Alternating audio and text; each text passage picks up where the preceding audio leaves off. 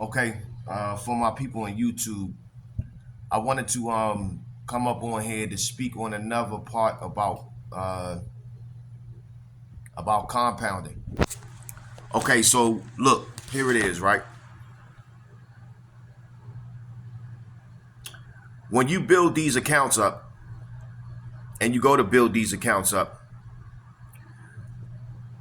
after the account is built, that particular account is for that responsibility of what you set it for, you know what I'm saying, on its own. It's for that particular responsibility and responsibility only. So when you look at various different, how can I say, financial structures on what you want your money to go to, the main thing is that when you keep it in these accounts, make sure that these accounts are paying some type of interest. So for instance, right, Chime just came up with this online banking thing where if you keep money in a savings account, they pay you 3.75% interest. Online banking. Online banking is the future, okay? So if you got savings in there or whatever, you can go on ahead and you could put and build those savings accounts up. Plus, not only that, Chime does have another account where you use your own money to build your credit. You understand what I'm saying? So you can actually use your own money to build your credit and pay yourself back to show that you are admirable and honorable far as being able to pay your bills or your debits on time or whatever. So here it is. These accounts, if you keep your money in these accounts, the shit earn interest. You know what I'm saying? So your money is working for you. The same thing.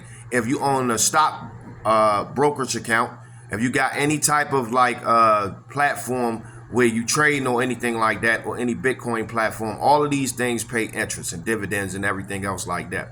So the main thing is that whatever banks that you fuck with, make sure that they have savings accounts that pay 2 to 3% in interest. You understand what I'm saying? Where your money is doing a lot more work for you. So if you keep any money anywhere, make sure that you structure it in the correct way where it does protect you. I did a little bit of graph. This is the setup, and I know I'm old school, so this is the setup on how it's supposed to be. All right, when you take a look at this structure right here, right? This is 20% of your income, and those circles are different savings accounts. So you got bonds. You got the S&P 500, you got your operational fund, you have your E fund, you have your retirement fund, you have your crypto, and then you have your stocks, and then you have your insurance policy. All right, and all of those accounts actually feed into each other. Now, every last one of those accounts pays some type of interest, okay? When you talk about adding shit up annually, which is yearly, which is 12 months, the same as you would pay a car note, you could pay into your accounts. But it will be for the long term. It will be for the long term. I'm going to say it again. It will be for the long term. So 12 months, you may put $523. I'm just throwing a number out there. $523. You may split that 523 in between all of these. But the difference is that you're doing it for a long period of time. So if you was to actually do that for maybe 30 or 40 or 50 years, then you will make about $1 million plus. And this is fact.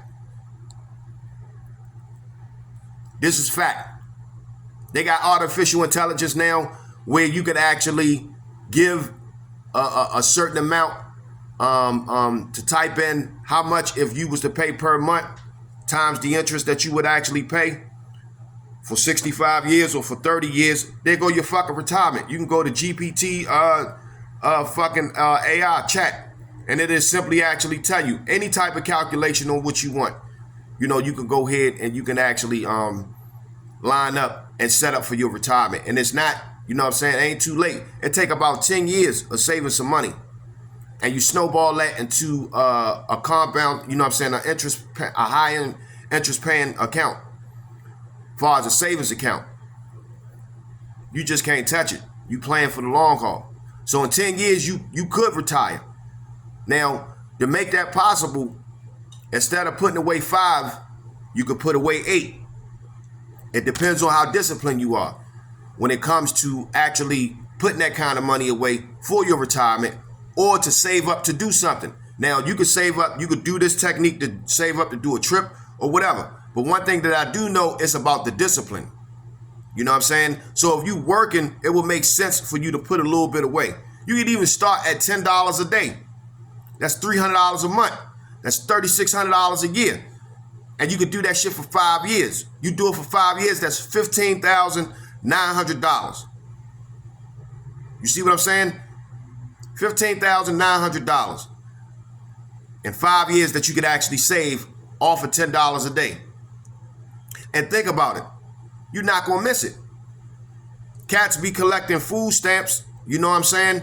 And they collect these little small like food stamps from the gov or whatever.